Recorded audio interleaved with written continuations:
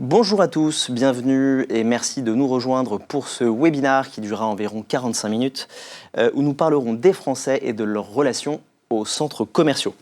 Nous sommes donc ravis de vous accueillir ici chez Lonsdal, dans notre studio, à quelques pas du bureau de la FACT. Et j'en profite donc pour accueillir Christophe Noël, délégué général. Bonjour Christophe. Bonjour Nicolas.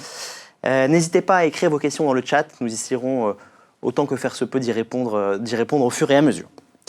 Nous sommes ensemble ici donc pour partager avec vous les résultats de notre étude, une étude Opinionway, les Français et les centres commerciaux vers une évolution des critères de choix et de préférence. Une étude donc réalisée et commandée à Opinionway, menée sur plus d'1 millier de Français, selon la méthode des quotas. Voilà un petit peu le cadre global de l'étude. On va essayer de vous présenter les chiffres clés aujourd'hui. Cette étude a été réalisée en juillet de cette année. Christophe, dans un contexte où les crises écologiques, géopolitiques, sanitaires, etc.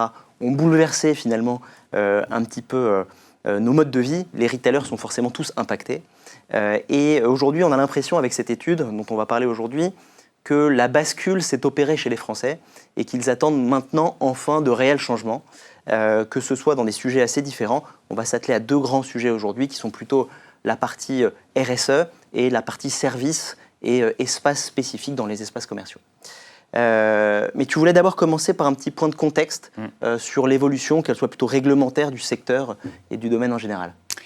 Oui, en effet, tu le dis à juste titre, il y a une vraie bascule aujourd'hui dans la perception qu'ont les Français de l'urgence climatique et des enjeux qui y sont liés. Et ils ont besoin de sentir que tout ça se matérialise dans des mesures concrètes et dans les efforts qui sont faits. Et donc, tu as raison, c'est les retailers qui sont directement concernés, mais aussi, plus généralement, ceux dont notre fédération se préoccupe, à savoir les lieux de commerce.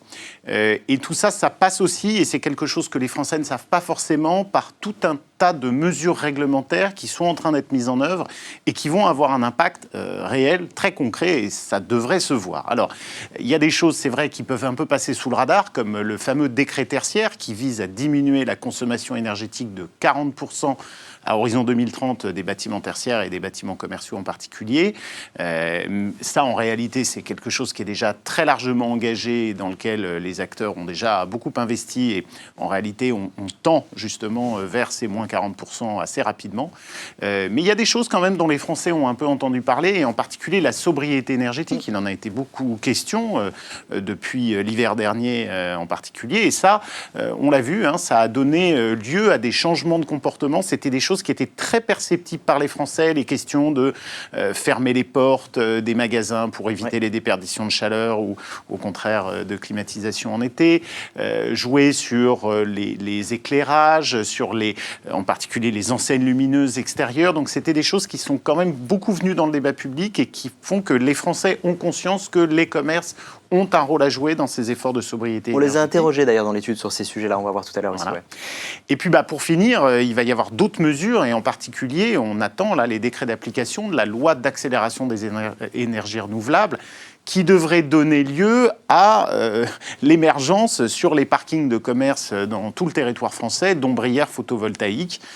Donc ça, effectivement, ce sera une évolution très concrète. Voilà. Mais c'est évidemment une excellente initiative, et je remercie Lonsdale de nous y avoir associés, que d'essayer d'interroger les Français finalement sur la perception qu'ils en ont aujourd'hui, sur leurs attentes et ce qu'ils sont susceptibles de faire pour contribuer eux-mêmes à cet effort. Eh bien merci, la transition est parfaite. Donc le premier sujet, ça va être sur cette notion de RSE.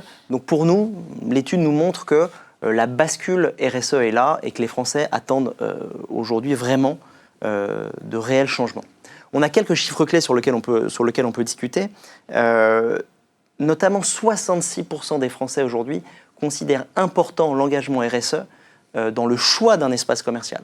Ce n'est pas juste les engagements RSE des marques, mais c'est dans le choix de l'espace commercial qu'ils vont sélectionner pour aller faire leurs courses. Alors, ça reste plutôt aujourd'hui du déclaratif, évidemment, on peut être que pour, mais il y a un autre chiffre qui est intéressant, qui est celui de 68% des Français sont prêts aujourd'hui à changer leurs habitudes de consommation pour être dans une consommation plus responsable. Donc on voit aujourd'hui qu'on réussit à passer du déclaratif presque au désir d'action, et que c'est assez intéressant. Et même selon les différentes générations, on s'aperçoit, là ce chiffre est aussi assez éloquent, 76% des 25-34 ans considèrent important l'engagement RSE dans le choix de leur espace commercial.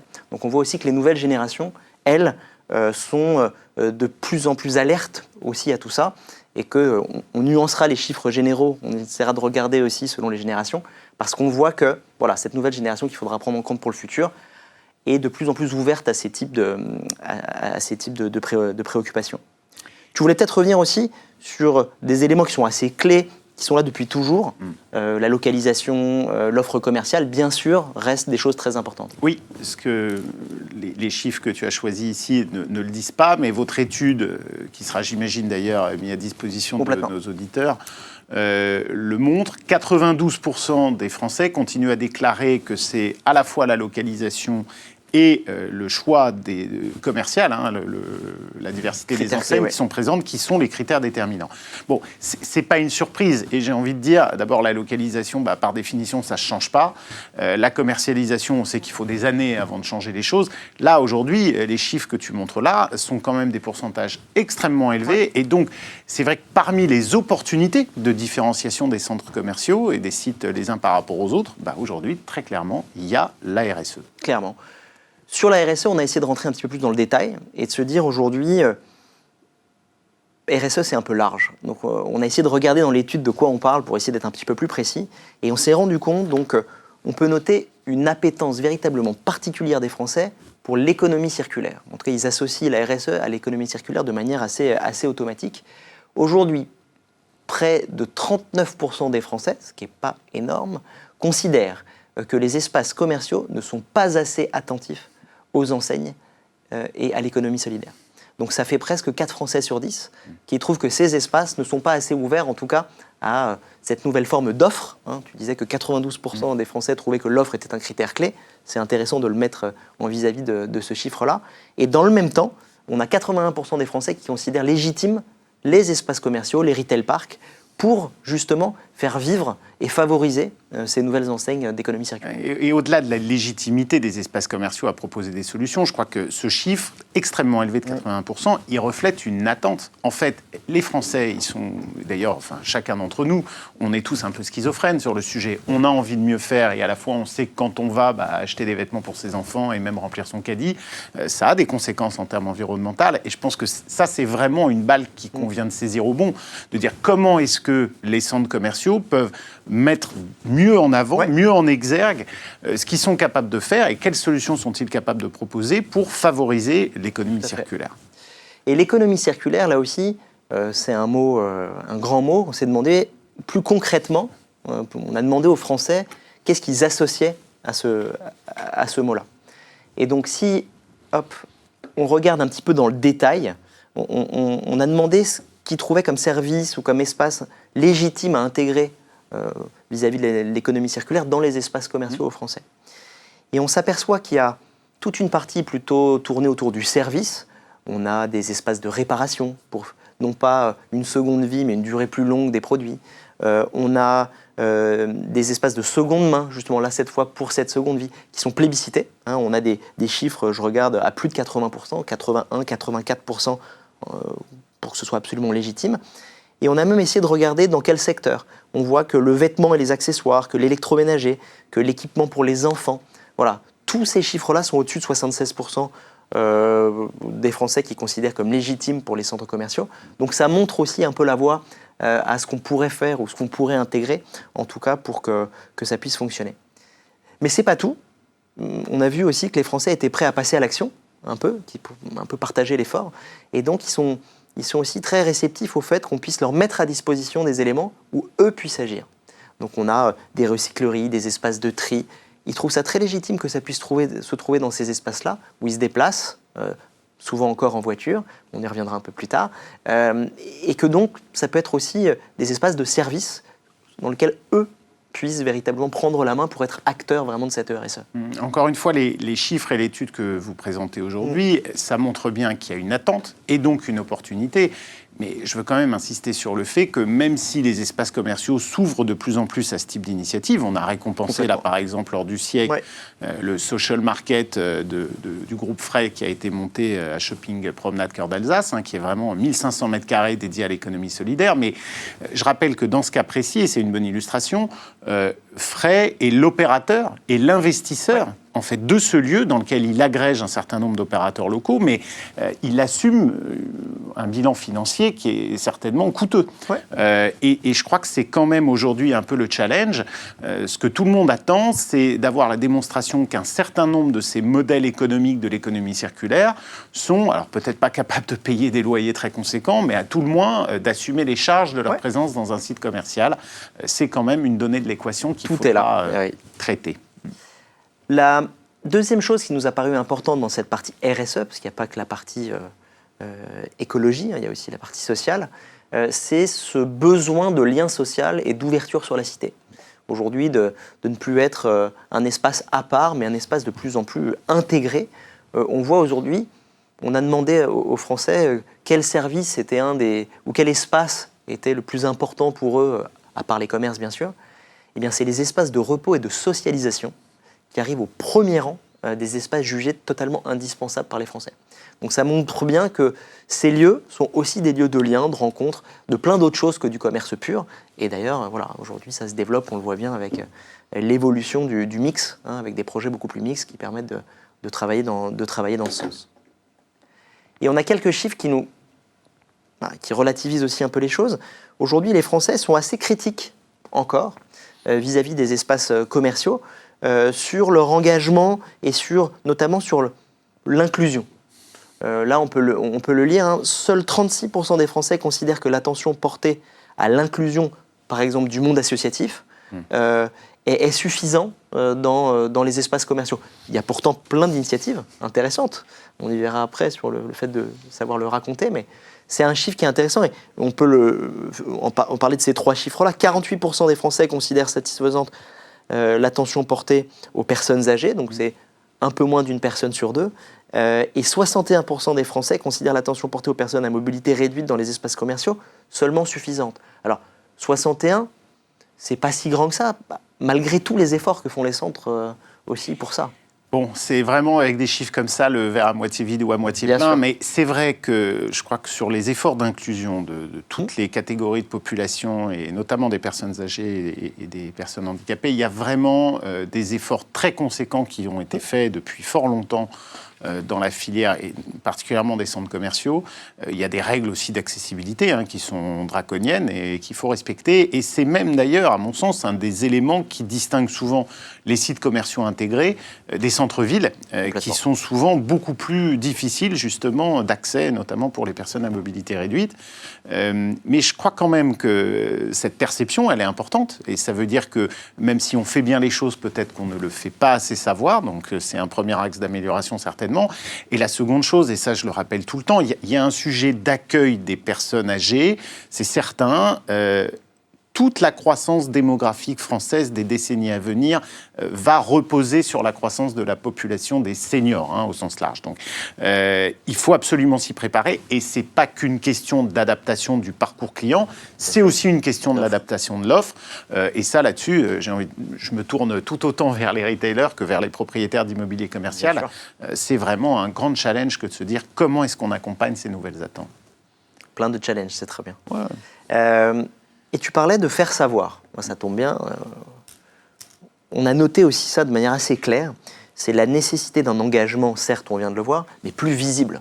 Parce que nous qui travaillons aussi un peu dans ce monde des centres commerciaux, on voit qu'il y a plein d'initiatives. Les Français, apparemment, pas encore assez. Et on a ces chiffres. 65% des Français considèrent que les centres commerciaux et les retail parks, aujourd'hui, n'agissent pas suffisamment pour limiter leur impact environnemental. Et presque le même chiffre, 64%, considèrent que les centres commerciaux et les retail parks ne communiquent pas suffisamment sur tous leurs engagements et sur toutes les initiatives qu'ils mettent en place. Et il y en a même une trentaine de pourcents qui pensent qu'ils ne communiquent pas du tout. Donc il y a aussi cette dualité entre ce qu'ils font et comment ils le font savoir. Voilà, c'est évidemment assez déceptif. On aimerait que les Français aient davantage conscience des efforts qui sont faits, mais je crois que ça relève aussi une contradiction que perçoivent les Français assez fondamentale entre l'acte de consommer, le fait de se déplacer très souvent en voiture, on ne l'a pas encore évoqué, mais la question des mobilités, elle est aussi clé. Et les gens sentent bien qu'il y a une tension entre les bonnes volontés qu'on peut afficher et essayer de faire prospérer, et en réalité, les comportements d'achat et les comportements liés au déplacement. Comment est-ce qu'on résout ça ? Je crois que s'attaquer à la question des mobilités, donner à voir notamment tout ce qui peut être fait pour faciliter l'accessibilité piéton. Je rappelle qu'il y a énormément de sites quand même qui ont été gagnés par la ville, dont l'urbanisme alentour s'est densifié. Et la question de savoir comment est-ce qu'on relie ces fonctions qui désormais cohabitent, coexistent, la façon dont on facilite les mobilités douces, les solutions qui peuvent être proposées à nos clients, parce que évidemment, tout le monde se dit, on vient dans un centre commercial, on a besoin de capacité d'emport, et donc venir en voiture, c'est évidemment le principe de base de fréquentation de ces sites.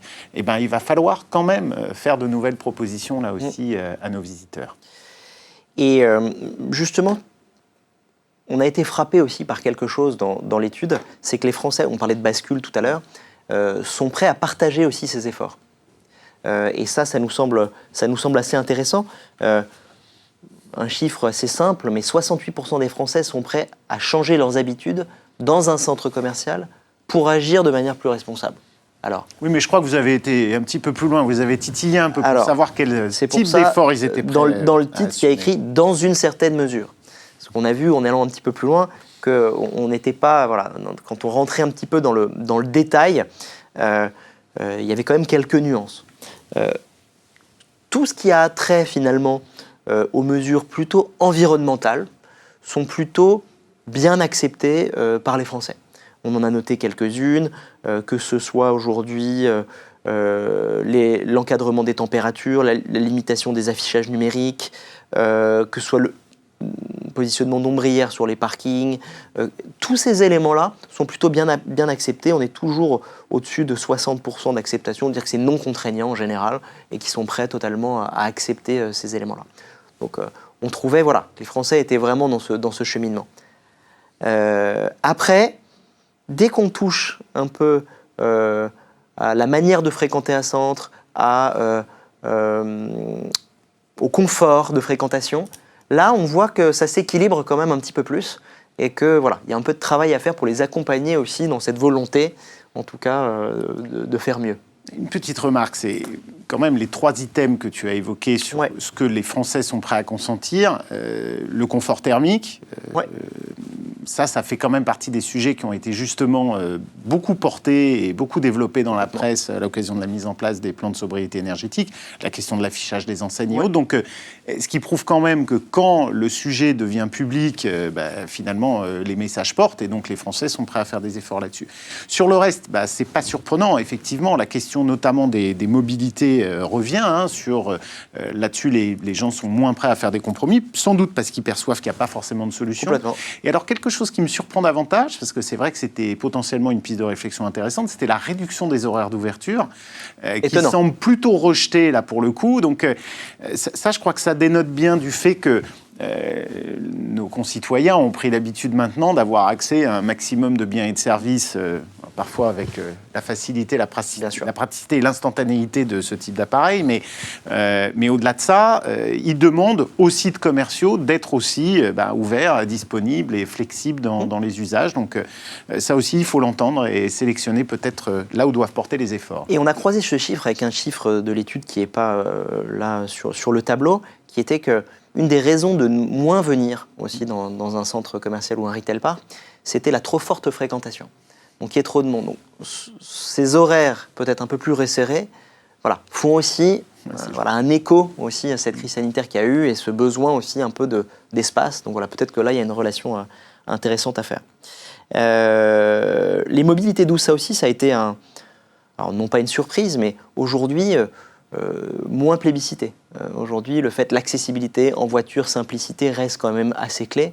Et les mobilités douces sont quand même, pour le moment, on le verra un peu plus en détail tout à l'heure dans les services, mais un petit peu perçues un peu plus comme contraignantes pour changer son mode de transport pour aller dans un centre. Là, je me mets un tout petit peu à la place des Français qui sont quand même énormément challengés sur cette question des mobilités et qui, sans doute un peu à juste titre, ont souvent l'impression que finalement ce sont des urbains, bien souvent parisiens, qui édictent des règles, des normes sur le sujet des mobilités, là où en réalité, eux n'ont pas d'alternative. Et donc c'est un challenge quand même pour nous, collectivement.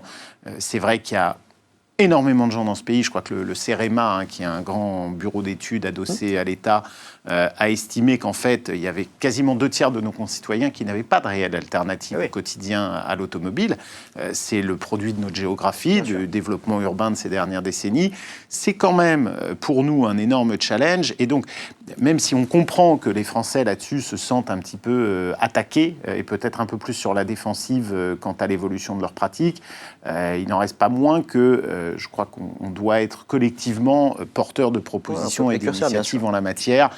Il y a quand même aujourd'hui un vrai game changer, si je puis dire, ces vélos à assistance électrique qui permettent quand même d'envisager des temps de trajet pas plus longs, certainement pas plus longs, mais en revanche des rayons d'action bien plus conséquents. Bien plus importants, bien sûr. Et puis quelques surprises, des choses qu'on pensait déjà intégrer qui commençaient à s'intégrer dans la réalité des Français. La dématérialisation des tickets ou des factures. Alors là aussi, jugé comme contraignant à plus de 50%. Donc là, voilà, on reste encore, quand on est dans la praticité, etc., dans une mesure. Voilà, c'est pour ça qu'on a dit dans une certaine mesure. Il y a aussi un deuxième point qu'on voulait aborder aujourd'hui, une fois qu'on a un peu abordé ce problème de la RSE. Et d'ailleurs, je vois qu'on a une petite question. Quels sont les impacts environnementaux identifiés pour les centres commerciaux et les retail parks ? L'énergie, les déchets, l'artificialisation. Tu en as parlé un peu tout à l'heure, l'énergie, avec les contraintes de toute façon légales qui vont être drastiques. L'artificialisation des sols, là aussi, il y a plein de choses extrêmement claires déjà là-dessus. Je ne suis pas sûr que ça se soit désormais encore très présent à l'esprit des Français. Ouais. Voilà. Je ne pense pas que ce soit une préoccupation. Je crois que très clairement, il y a vraiment la question des mobilités et puis tout simplement de l'impact environnemental des produits qui sont vendus et distribués. Et ça, j'y reviendrai peut-être quand même une seconde. Ce qu'on constate quand même sur la longue période, c'est une diminution de la part de la vente de biens matériels dans les chiffres d'affaires des centres commerciaux, au profit d'activités plus expérientielles, donc du divertissement, de la restauration, du service, du bien-être, du sport, que sais-je encore.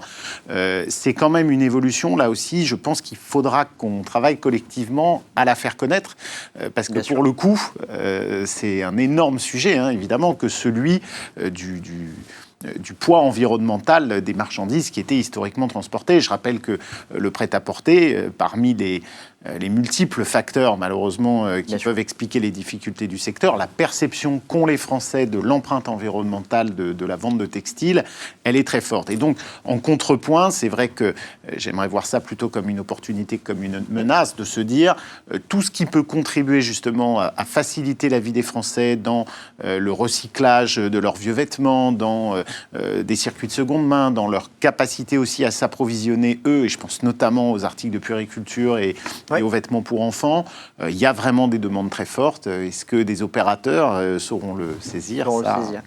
Nous donnons des pistes, pas toutes les solutions. C'est des sujets, nous, en tant qu'agence de design, qui nous sont posés tous les jours. Aujourd'hui, comment cette nouvelle mixité impacte les flux, comment traiter les nouveaux usages, etc. Voilà. En tout cas, c'est des choses qui sont déjà arrivées jusqu'à nous depuis un certain temps. Donc, effectivement, c'est en plein changement.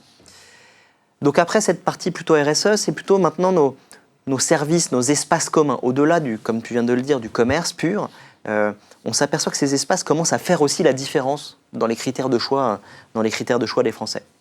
Avec deux chiffres assez éloquents, et qui, nous on voit le verre à moitié plein là aussi, mais 50% des Français considèrent que le design et l'architecture des parties communes est important dans le choix même du centre commercial. Alors, que le design et l'architecture pour un lieu de commerce, voilà, 50%, c'est quand même une part assez importante. En tout cas, on considère ça important. Et 64% des Français considèrent comme important la qualité des parties communes et des services dans le choix d'un centre commercial. Ça répond aussi un peu à ce que tu dis, c'est que c'est à la fois l'offre, bien sûr, la localisation, mais aussi maintenant tout ce qui se passe autour pour créer une expérience un petit peu plus mixte. Là-dessus, on peut peut-être observer que design et architecture, bon, il y a eu en particulier un certain nombre de projets qui ont un peu révolutionné le genre du commerce de périphérie. Hein, et je peux citer quand même là-dessus certains de nos adhérents, comme le groupe Frey et la compagnie de Salzbourg, qui ont fait des projets très qualitatifs. Et je pense que tous les clients de commerce de périphérie qui ont pu maintenant faire l'expérience de ces centres qui sont très bien conçus en termes d'architecture, de confort de visite, de végétalisation, en réalité ne reviendraient pas dans des boîtes isolées, ou en tout cas s'ils le font, c'est certainement avec moins de plaisir. Moi, j'aime beaucoup une formule de Philippe Journeau sur le sujet, de la compagnie de Salzbourg, c'est que lui, il dit tout le monde doit avoir droit au beau. Et ça, moi, c'est une conviction que j'ai depuis toujours, depuis que je travaille dans ce secteur, c'est qu'effectivement, il n'y a pas moins d'aspiration à être dans un lieu de qualité selon qu'on est en province ou à Paris et selon les différentes catégories de population auxquelles on s'adresse. Je me réjouis de voir que les Français y sont attentifs et qu'ils vont privilégier les sites qui, justement, font des efforts en matière de qualité. Ouais. On nous a assez reproché l'impact de l'architecture commerciale sur les entrées de ville. Je tiens d'ailleurs à souligner que, vraiment, le commerce n'est certainement pas le seul contributeur, malheureusement, à cet enlaidissement des périphéries. Je renvoie chacun à ses responsabilités et surtout, j'invite à éviter de jeter l'anathème sur le commerce ou qui que ce soit. Il y a une responsabilité partagée et encore une fois, les Français expriment leurs attentes en la matière. Justement, on a posé la question aux Français aussi vis-à-vis des services. Qu'est-ce qu'ils attendaient de manière prioritaire dans ces espaces commerciaux? Et là aussi, alors certaines évidences, mais bon, auxquelles on ne s'attendait pas forcément. Les 3 premiers services clés qu'ils attendent, c'est la mise à disposition d'une couverture réseau téléphonique de qualité, et pas de Wi-Fi pour l'instant, mais au moins déjà, au moins ça remet les choses. Ils parlent aussi d'espaces végétalisés. Donc on se rend compte, ça fait un lien avec ce qu'on se disait avant, des lieux de sociabilité, pouvoir être connecté, pouvoir partager, pouvoir être en relation. C'est des choses qui sont quand même assez intéressantes. Une chose, évidemment, d'abord sur la couverture téléphonique, on avait fait l'an passé, à l'occasion du siècle, avec TDF, une étude sur le sujet qui montrait effectivement très clairement et de façon encore plus marquée que les gens estiment avoir droit à être parfaitement connectés, où que ce soit dans un centre commercial. Ça a quand même beaucoup changé, je pense, le paradigme pour un certain nombre de propriétaires bailleurs.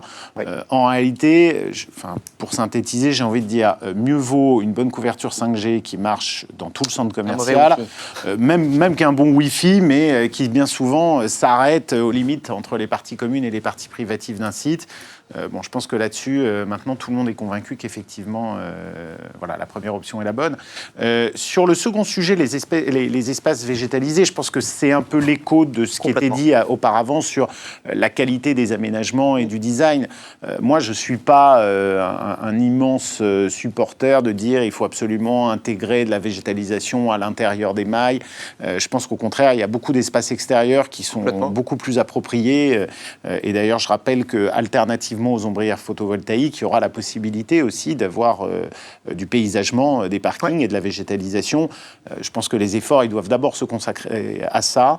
C'est une énorme opportunité aussi pour créer des zones périphériques aux bâtiments commerciaux, beaucoup plus agréables, qui peuvent offrir des espaces de terrasse, puisque je rappelle qu'en termes d'offres, ce qu'on voit vraiment continuer à croître rapidement dans les centres commerciaux, c'est l'offre de restauration. Et ça veut dire changer l'architecture des lieux et leur donner un agrément qu'aujourd'hui, la voie pompier qui vient généralement enserrer un centre commercial n'offre pas forcément. Et sur ces services, il y a un deuxième sujet qui nous a sauté aux yeux, c'est, t'en parlais tout à l'heure, la mobilité. On se rend compte que la question du stationnement est absolument clé, et avec plusieurs nuances. Le prix du stationnement, le manque de places de stationnement, tout ça sont des freins qui sont les plus répandus dans les difficultés qu'expriment les Français pour se rendre, ou en tout cas avec qualité, dans un espace commercial. Ça nous paraît quand même assez clé de le voir, mais en même temps, en creux, quand on regarde un peu le détail des éléments, on note aussi les assez faibles scores des services qui sont liés à la mobilité ou aux nouvelles mobilités. Les mobilités douces, les recharges de vélos, pourtant électriques, de voitures électriques, de trottinettes électriques. Bon, on peut plus le comprendre, mais voilà. Donc, on s'aperçoit quand même que ce côté, la voiture, le stationnement, la sécurité du parking, cette capacité-là, en tout cas, reste prépondérante. Ce que j'aime bien dans votre étude, c'est que même si ça met très clairement en exergue le fait qu'il y a de nouvelles attentes et que les Français commencent à les intégrer de plus en plus, et donc moi j'y vois une opportunité de différenciation et de gain potentiel de part de marché pour ceux qui sauront le mieux faire leur travail sur le sujet, votre étude, elle nous rappelle aussi aux fondamentaux. Les fondamentaux. Hein, c'est-à-dire que les lois de proximité, les lois d'accessibilité, les lois de qualité de fonctionnement d'un parking, ça reste des impératifs, mais j'ai envie de dire, ceux qui ne le font pas le pay cash, ceux qui vivent aujourd'hui des contraintes dans le fonctionnement de leur parking, dans les accès saturés le samedi, enfin, malheureusement, c'est la réalité d'un très grand nombre de sites commerciaux en France. Et je pense que les gens qui en sont les acteurs en sont conscients et qu'ils essayent de le régler. Mais voilà, il faut évidemment être absolument irréprochable sur tous ces aspects fondamentaux. Mais voilà, votre étude permet de voir qu'il y a moyen d'aller plus loin et d'être différenciant avec d'autres éléments. Et quand on rentre dans le détail des chiffres selon les générations, là par contre, on s'aperçoit que la tendance sur les mobilités douces est quand même en train d'émerger. C'est-à-dire que sur les publics les plus jeunes, jusqu'à 35 ans, le chiffre est quasiment le double de celle des autres générations sur ces attentes-là. Donc on s'aperçoit bien qu'aussi pour préparer le futur, il faudra aussi répondre à ces gens-là qui seront bientôt les nouveaux seniors. Hein. Et donc, voilà, on note quand même ce basculement, quand on rentre un peu plus dans le détail dans les chiffres, quand on passe du simple au double, c'est quand même qu'il se passe quelque chose. Et que voilà, la difficulté, ça va être de gérer les deux en même temps. Voilà, c'est la grande mode du moment. Voilà, ça c'était le détail sur les âges. On s'est aussi posé une autre question qui nous a semblé intéressante, qui nous avait été glissée par un patron d'une foncière. Est-ce que les Français sont prêts à partager les efforts sur la manière de faire? Oui, mais aussi les efforts financiers. Est-ce qu'ils sont prêts à payer finalement pour des services de meilleure qualité? Parce qu'aujourd'hui, voilà, les standards sont toujours plus hauts, ça devient des dettes, mais est-ce qu'ils sont prêts aujourd'hui à payer pour des services supplémentaires? Et écoutez, on s'est aperçu quand même que oui, pour plein de choses intéressantes dans cette étude-là. Ils sont prêts à payer pour des services plus exclusifs, ils sont prêts à payer pour des services basiques, par exemple des sanitaires. On voit de plus en plus des sanitaires payants dans des centres commerciaux. Certains Français disent « Attendez, c'est pas normal ». On sait que les sanitaires dans un espace commercial restent quelque chose de très important. Aujourd'hui, plus de 41% des Français sont prêts à payer pour avoir un service de meilleure qualité sur ces espaces-là. On parlait du stationnement tout à l'heure. Presque 40% des Français sont prêts à payer pour avoir le droit de réserver une place privilégiée dans le parking ou pour avoir un parking surveillé quand ils laissent leur course. Donc on s'aperçoit que même sur l'aspect financier, c'est un peu le gage à la qualité. Ils sont prêts à partager pour une qualité supérieure. Alors, dans une certaine proportion, qui reste quand même relativement modeste, mais pour le coup, alors, moi, je veux m'arrêter une seconde sur la question des sanitaires, parce qu'on a toujours considéré que dans un centre commercial ou un retail park ou un outlet, avoir des toilettes accessibles, fonctionnelles et propres font partie des basiques et des fondamentaux de ce qui est vraiment ce qui est du registre de la dette à l'égard du client. Quand je vois qu'il y a 41% des Français qui sont prêts à payer pour avoir des lieux de meilleure qualité là-dessus, moi je vois ça quand même un peu comme un challenge en disant, bien sûr. J'aurais tendance à dire aux opérateurs, enfin voilà, allez visiter les toilettes de vos sites et assurez-vous qu'effectivement là-dessus la dette est délivrée. Ça reste indispensable. Il y a quelques sites sur lesquels il est possible de justifier qu'il y ait des toilettes payantes, et j'entends par là uniquement les sites qui font l'objet d'un très fort transit. Je veux dire, Gare Saint-Lazare, au Carrousel du Louvre, au Forum des Halles, je ne suis pas choqué finalement que les toilettes puissent être payantes. Ailleurs, c'est un vrai challenge. Après, sur la question du parking surveillé, je crois qu'il y a eu un certain nombre d'expérimentations là-dessus. Je crois que malgré tout, là aussi, l'idée d'avoir des parkings, hormis sur les sites de centre-ville, qui soient gratuits, fait aussi partie des éléments de la dette. Et ça nous rappelle finalement tous ces sujets-là, ce que sont les fondamentaux de ce qu'attendent les Français en termes de services dans un centre co. Je suis quand même plutôt agréablement surpris du fait qu'il y ait des gens qui puissent avoir l'idée que certains services puissent avoir un coût. Un petit peu déçu quand même, là, justement, sur l'espace de travail connecté. S'il y a bien quelque chose qui est susceptible de coûter un peu d'argent, à mon sens, c'est ça. Mais finalement, là, on voit que là aussi, la gratuité serait sans doute à privilégier. Et oui, parce qu'au fait, finalement, ces espaces de travail, qui peuvent être aujourd'hui des espaces où le Wi-Fi est gratuit et où on peut aussi peut-être travailler, finalement, est déjà devenu presque une dette. Et donc, la capacité à payer pour, voilà, devient un peu compliquée, surtout que l'offre hors les espaces commerciaux est beaucoup plus pléthorique. Et donc, voilà, c'est cette... Ouais, je renvoie là aussi à une étude qu'on avait faite l'an passé sur le sujet. Hein. C'est vraiment... pour les jeunes en particulier, la possibilité de travailler dans un centre commercial, écoutez, de mémoire, je crois que pour les moins de 25 ans, c'était 61% des jeunes Français et jeunes Françaises qui espéraient voir ça dans les sites commerciaux. On a quelques initiatives, hein, je pense notamment à Cergy Trois-Fontaines, qui est un projet qu'on a primé là aussi au Trophée cette année, qui a créé un espace de coworking. Je vais m'enquérir de savoir s'il est utilisé à bon escient et si ça a du succès. Voilà les deux grands sujets qu'on voulait aborder aujourd'hui, qui étaient les Français face aux centres commerciaux, leurs nouveaux critères de choix. Donc, si on conclut rapidement, c'est de se dire que, évidemment, les fondamentaux sont toujours là, mais que la plupart des foncières font quand même bien leur travail et que les fondamentaux sont là, et que, même s'il faut y faire toujours très attention et pas les oublier, mais que donc les critères de différenciation sont aussi un peu ailleurs. Et que ce critère RSE, engagement, qui va jusqu'à l'offre, hein, quand on parlait de l'économie circulaire, ou alors ces espaces communs, ces services, cette mixité devient assez importante dans le critère des choix pour les Français, pour leurs espaces commerciaux. Alors maintenant, bien sûr, ça va être de conjuguer les investissements que vont devoir consentir les foncières pour tout ça, l'effort que les Français vont aussi mettre en place pour essayer de participer à ces évolutions-là.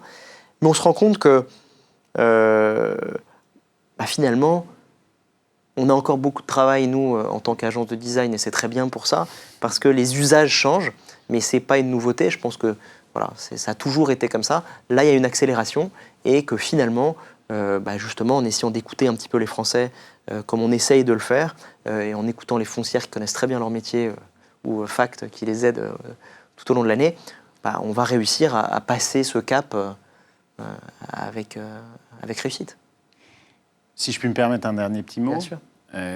Moi, je reviens quand même sur l'idée d'aider les Français, finalement, à gérer cette schizophrénie entre leur aspiration à des pratiques plus vertueuses et le fait que, d'un côté, moi, d'abord, j'ai envie de dire, il faut quand même déculpabiliser les gens et casser un mythe. Enfin, je veux dire, même si l'économie solidaire devait continuer à prospérer, pour qu'il y ait de la seconde main, il faut qu'il y ait de l'achat de neuf. Bien sûr. Et de toute façon, on n'a pas fini de devoir vêtir les enfants, changer nos vêtements, remplir nos frigos, équiper nos maisons. Enfin, bon, donc il n'y a pas de honte à ça. Mais je vois vraiment une opportunité plutôt pour les sites qui sauront mettre en œuvre les services et l'offre commerciale qui finalement aide les Français à surmonter ce dilemme entre je fais l'acte de consommer et j'ai envie de moins peser sur mon environnement. Donc c'est un challenge difficile, mais je pense que c'est presque une question de choix stratégique. C'est vrai. Et j'ai l'impression qu'il y a un certain nombre de nos adhérents qui sont franchement engagés dans cette direction-là, en disant on fait des lieux plus qualitatifs, on fait des lieux plus vertueux sur le plan environnemental. Et j'ai quand même l'impression que effectivement le succès de ces sites illustre bien que les Français savent faire la différence quand les choses sont bien faites et qu'ils expriment avec leurs pieds, avec leur automobile, en choisissant leur destination, très clairement leur préférence en la matière. Donc il y a vraiment cette capacité de faire autrement et puis de le dire, et de peut-être bien le dire, parce qu'il y a plein de choses. Travail. Et voilà, il y a plein de choses qui sont bien faites et savoir comment on va les faire. Absolument. Christophe, merci beaucoup. Ça a été un plaisir. J'espère que ce webinaire vous aura éclairé. N'hésitez pas si vous avez des questions, on y répondra avec plaisir, même après, dans le chat. Merci beaucoup à tous. Merci. Au revoir. Au revoir.